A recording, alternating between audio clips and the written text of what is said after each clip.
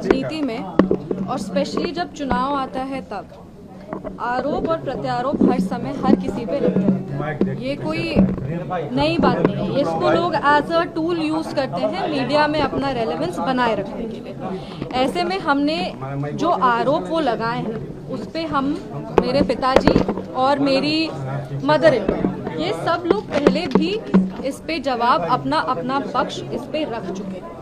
लेकिन वो बार बार जिस तरीके से आरोप लगा रहे हैं, हम फिर कह रहे हैं कि सारे आरोपों का कोई आधार नहीं है।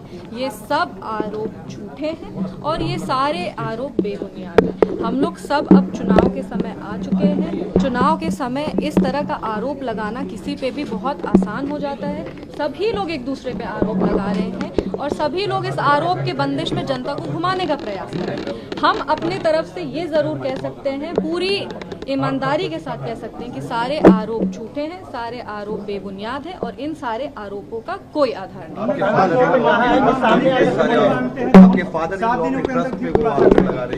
देखिए, उन्होंने आज अपने प्रेस कॉन्फ्रेंस में एक पर्सनल अटैक भी किया है। अगर आप उस प्रेस कॉन्फ्रेंस को ध्यान से सुनेंगे, हमने पहले भी कहा था अपने ससुर जी के बारे में, और उस समय सब लोगों ने कहा था कि टॉपिक को डाइवर्ट करने का कोशिश किया जा रहा है। पर आज जो प्रेस कॉन्फ्रेंस किए हैं, उन्होंने खुद मेरे ससुर जी का नाम अपने प्रेस कॉन्फ्रेंस में लिया है।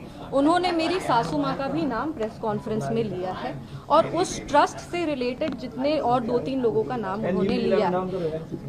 इतने ध्यान से हम प्रेस कॉन्फ्रेंस देख नहीं पाए क्योंकि हम यहाँ थे, पर हमको इतना ज़रूर पता है कि उन्होंने एक पर्सनल अटैक भी किया है मेरे ससुर जी का नाम लेकर के, कि उनके जाने के बाद हम लोग जान के ये सब कर रहे हैं। जो भी जैसा भी उन लोग पर्सनल अटैक किए हैं, वो देखिए ये दिखाता है कि उनकी सोच कैसी है।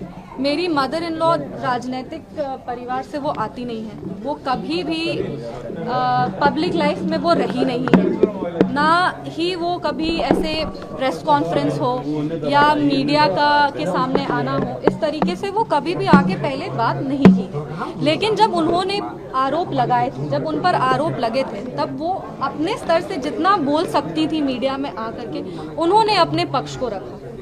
उन्होंने उसी समय कहा कि ट्रस्ट पूरी ईमानदारी के साथ क्लीन होकर के अपना काम करता है।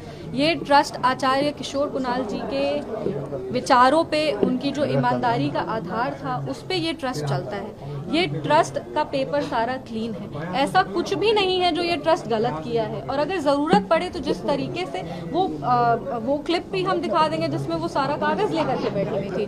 तो ऐसे में ये दिखाता है कि ट्रस्ट को इन्वॉल्व करना बहुत ही, एक कहते हैं ना, एक राजनीति के स्तर को गिरा रहा है कि आप राजनीतिक लड़ाई में परिवार को भी लेकर के आ गए हैं।